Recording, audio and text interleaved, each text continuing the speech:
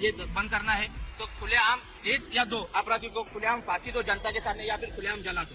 मेरी तो एक ही कहना है, अपने आप रेप बंद हो जाएगा। पुलिस कुछ काम की नहीं है, पुलिस सिर्फ नेता लोगों के तलवे चाटती है, बाकी कुछ भी करती नहीं है। हमारी बदलाव की एक ही मांग है, आज के आज उसको फांसी मिलना मांगता है। आरोपी को सुरक्षा दे रहे हैं, आप आरोपी को खिला रहे हैं और जो पीढ़ी चढ़ गई है उसके मां को उसको पुलिस स्टेशन पे बिठा कर रखा, उनको देखा नहीं है, वो छोटे बच्चे पुलिस स्टेशन में सो रही है, उसको बिठा कर रखा, उसको न्याय नहीं दे रहे और जो आरोपी है उसको खाना खिला रहे। महाराष्ट्र के बदलापुर में ये गुस्सा स्कूल में 2 नाबालिग बच्चियों से हुई बदसलूकी के खिलाफ, जहां बेटियों को पढ़ने के लिए भेजने का मकसद राज्य सरकार बताती है। महिलाओं के लिए लेक लाडली वो इससे पहले शुरू की है। जब जन्म होता है 5,000 रुपया, स्कूल में जाते हैं 6,000, 5वीं में जाता है 7,000, 11वीं में जाती है तो 8,000। 18 साल में उसके खाते में 1 लाख रुपया जमा होंगे। लड़कियों ने भी पढ़ना चाहिए, ये हमारा मकसद है। लेकिन सरकार शायद ये भूल जाती है कि सुरक्षा सबसे पहले, जिसकी मांग करने के लिए जनता को सड़क पर उतरना पड़ता है। हमारी बदलाव की एक ही मांग है, आज के आज उसको फांसी मिलना मांगता है और सरकार ने हमको जो कुछ आज चल रहा है उसके लिए तुरंत न्याय देना मांगता है। अभी बेटियों की सुरक्षा की ये मांग उस महाराष्ट्र में हो रही, जहां देवियों के मंदिरों की भरमार। मुंबई का मुंबा देवी मंदिर, लोनावाला का एक वीरा मंदिर या सोलापुर का तुलजा भवानी मंदिर, जहां युद्ध से पहले छत्रपति शिवाजी महाराज आशीर्वाद देने जाते थे। लेकिन जो महाराष्ट्र देवियों को पूजता है, जिस महाराष्ट्र में सावित्रीबाई फुले के रूप एक क्रांतिकारी नेता और देश की पहली महिला टीचर थी, उसी महाराष्ट्र के स्कूलों में छोटी छोटी बच्चियां सुरक्षित नहीं थी। कोलकाता में जिस तरह से अस्पताल में ट्रेनी डॉक्टर से रेप और मर्डर हुआ, उससे देश पहले ही सकते में था। लेकिन महाराष्ट्र के बदलापुर की इस वारदात ने साबित कर दिया कि अस्पताल हो या फिर स्कूल, छोटी बच्चियां कहीं सुरक्षित नहीं है। वो चाहे दुर्गा पूजा के रंग बिरंगे वाला पश्चिम बंगाल हो या फिर देवियों को पूजने वाला महाराष्ट्र, बेटियां कहीं भी सुरक्षित नहीं है।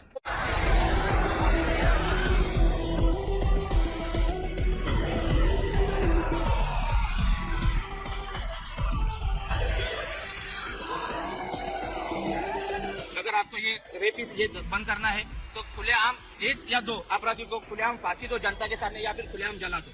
मेरी तो एक ही कहना है, अपने आप रेप बंद हो जाएगा। पुलिस कुछ काम की नहीं है, पुलिस सिर्फ नेता लोगों के तलवे चाटती है, बाकी कुछ भी करती नहीं है। केस रजिस्टर की बात ही नहीं सर, हम आपको उन्होंने केस रजिस्टर किया 12 घंटे के बाद। महाराष्ट्र के बदलापुर में लोगों का ये गुस्सा पुलिस को लेकर क्यों महाराष्ट्र के बदलापुर में ये सैकड़ों लोग अपना सारा काम छोड़कर रेलवे स्टेशन पर पहुंच गए? क्यों स्कूल पर धावा बोलने के लिए अभिभावक पुलिस से भिड़ गए? क्यों ये लोग पुलिस के आंसू गैस के गोलों की परवाह न करते हुए आरोपी को तुरंत फांसी के फंदे पर लटकाने की मांग कर रहे? जिसको रेप करने के लिए टाइम नहीं लगता तो उसको फांसी देने के लिए टाइम क्यों लग रहा है? हाँ, मैं सरकार से मांगता चाहता हूँ कि सरकार ने इस इंडिया में ये कायदा लाया जाए, फांसी पे चढ़ाया जाए, इसका कायदा आगे बढ़ाया जाए। पॉलिटिशियन के बच्चे लोग, क्या हीरो लोग के बच्चे लोग, उनको तुरंत न्याय देता है। वो 2 दिन में कुछ क्राइम करो, 2 दिन में छूट जाता है। आज आम आदमी तो वो सड़क पे उतर के आया है, जिसको न्याय मिल रहा नहीं है अभी तक। आज जो छोटे बच्चे के ऊपर वो लैंगिक अत्याचार हुआ है, उसको न्याय तुरंत मिलना मांगता है और हमारी एक ही मांग है, वो आदमी को फांसी मिलना मांगता है। सर हमारी मांग ये है कि जो आरोपी है उसको सजा होना चाहिए, सजा होना चाहिए। बदलापुर में आखिर क्यों लोग बच्चियों से यौन शोषण करने वाले से बदला लेने पर आमादा है? उसका जवाब आपको इस मामले की एफआईआर से लगेगा, जिसमें बच्चियों के साथ यौन शोषण की पूरी डिटेल। पीड़ित बच्चियों के परिजनों की बताई गई शिकायत के आधार पर दर्ज एफआईआर के मुताबिक ये घटना 13 अगस्त सुबह 9 से दोपहर 12 बजे के बीच की है। इसके बाद 16 अगस्त को बच्चियों ने स्कूल जाने से इनकार कर दिया। उनसे जब पूछताछ की गई तो उन्होंने जो आपबीती सुनाई उसे सुनकर परिजनों के होश उड़ गए। पीड़ित बच्चियों के परिवार ने 16 अगस्त को इस मामले की सूचना पुलिस को दे दी, लेकिन पुलिस ने 12 घंटे बाद केस दर्ज किया। 16 अगस्त को देर रात पॉक्सो का मुकदमा दर्ज होता है। 17 अगस्त को आरोपी की गिरफ्तारी होती है, लेकिन स्कूल प्रबंधन कोई कार्रवाई नहीं करता। ये भी पता चलता है कि स्कूल का सीसीटीवी काम नहीं कर रहा था। इसके बाद लोगों के सब्र के बाद टूट जाता है और 19 अगस्त को बदलापुर के लोग अगले दिन शहर बंद करने का ऐलान कर देते हैं। आरोपी के ऊपर पहले भी पॉक्सो अंतर्गत बहुत सारे गुने हैं उसके ऊपर, तो ऐसे आदमी को उन्होंने स्कूल में रखना ही नहीं चाहिए। प्रसारक जो संस्था है उनकी, उन्होंने अपने स्कूल में सीसीटीवी कैमरा नहीं बिठाया। अब कभी भी मैंने बहुत सारी घटनाएं देखी है, बहुत सारी घटनाएं देखी है, सब कुछ होने के बाद इनको याद आता है सीसीटीवी बिठाओ। ऐसे क्यों? आपके बच्चे नहीं पढ़ते, आपके माता बहने नहीं है क्या? आप लोगों ने समझना मांगता है, आप हमसे इतना पैसा लेते हो, इतने सारे हमसे फीस लेते हो, तो आपका काम है। हम अपने बच्चों को स्कूल में भेजते हैं, क्यों भेजते हैं? आपके भरोसे पे भेजते हैं, नहीं तो हम घर में भी पढ़ा सकते हैं ना। तो इतना पैसा देके आप लोगों को हम भेजेंगे, आप सिक्योरिटी भी चेक नहीं करते हो। इस नाइंसाफी के खिलाफ लोग सड़क पर उतर आते हैं। विरोध प्रदर्शन से कल्याण बदलापुर लोकल ट्रेन सर्विस ठप हो जाती है।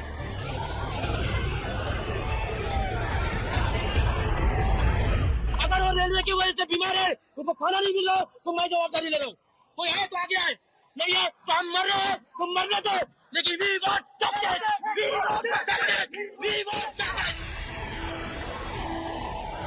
जनता को ये नारे इसलिए लगाने पड़ते हैं क्योंकि पुलिस और प्रशासन पीड़ित का साथ देने के बजाय उसका इम्तिहान लेता है। जिस तरह से कोलकाता में पीड़ित डॉक्टर के परिवार को पुलिस इंतजार करवाती है, ठीक उसी तरह ठाणे में भी होता है। आरोपी को सुरक्षा दे रहे हैं, आप आरोपी को खाना खिला रहे हैं, और जो पीड़ित लड़की है उसके माँ को उसको पुलिस स्टेशन पे बिठा कर रखा है। उनको देखा नहीं है, किसी छोटे बच्चे पुलिस स्टेशन में सो रही है, उसको बिठा कर रखा, उसको न्याय नहीं दे रहे, और जो आरोपी है उसको खाना खिला रहे हैं, प्रशासन है। तो पुलिस का रवैया, उसके कामकाज का तरीका कोलकाता से ठाणे तक एक जैसा ही है, जिसमें पीड़ित परिवार के साथ ऐसा बर्ताव होता है मानो वही अपराधी थे। लेकिन जब जनता बेकाबू हो जाती है तो इसी पुलिस महकमे के अफसर आश्वासन से काम चलाने लगते हैं। ये एहसास करवाने में जुट जाते हैं कि वो जनता के साथ हैं। या केसमधील आरोपीला फाशी होण्यासाठी आपण सर्वतरी प्रयत्न करून याची खात्री करत आहोत। या केसमध्ये फाशी होण्यासाठी आपल्याला ही केस आपल्या कोर्टामध्ये चालवावी लागेल।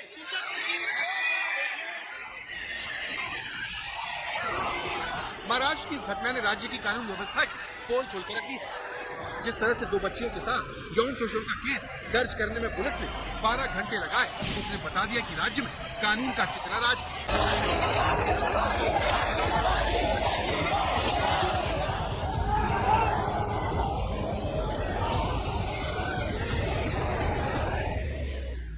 होम डिपार्टमेंट की सब मशीनरी एक्टिवेट हो चुकी है ताकि आगे चल के ऐसा इंसिडेंस नहीं हो। महाराष्ट्र में अगर पुलिस से लेकर शिक्षा विभाग सक्रिय होता, अपना काम करता, तो ठाणे के एक नामी स्कूल 2 बच्चियों के साथ यौन शोषण नहीं होता। लेकिन इसकी जिम्मेदारी लेने के बजाय महाराष्ट्र सरकार डैमेज कंट्रोल में लगी है। कि सीसीटीवी सिर्फ बिठाने से काम नहीं चलेगा, उसको ठीक ढंग से उसकी मरम्मत करना ये भी स्कूल की जिम्मेदारी रहेगी। इसमें जो 4 टीचर्स थे तो उनको भी सस्पेंड किया गया है और उस स्कूल को भी नोटिस दिया गया हुआ है।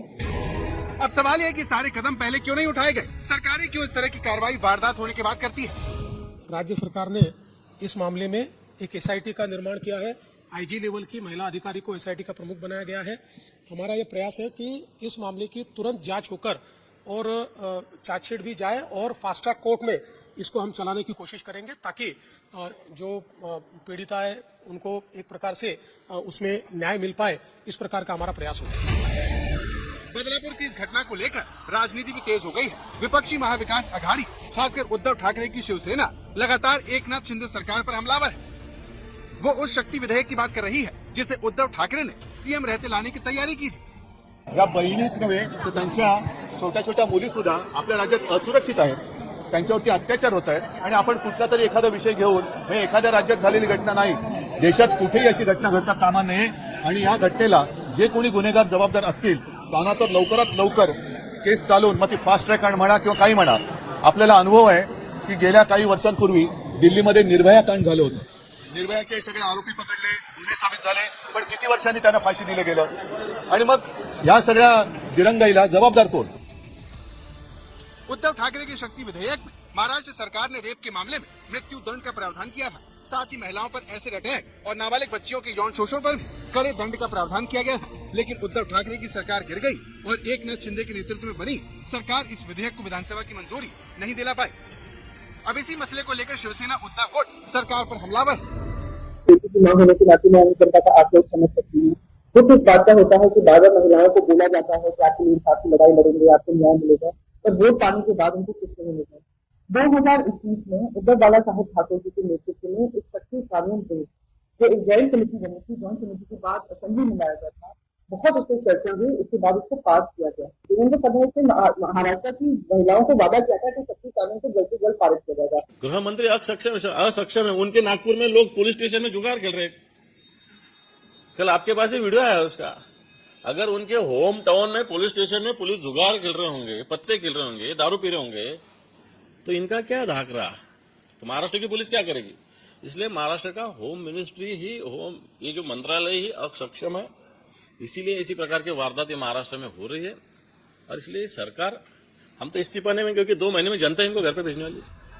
महाराष्ट्र सरकार का कहना है कि इस मामले की जांच के लिए उसने SIT गठित कर दी है। इसके अलावा इस मामले को फास्ट ट्रैक कोर्ट में चलाने को भी कहा गया। लेकिन ये सब कुछ तब हुआ जब जनता सड़क पर उतर गई। इससे पहले पुलिस ने पीड़ित परिवार के सब्र का इम्तिहान लिया।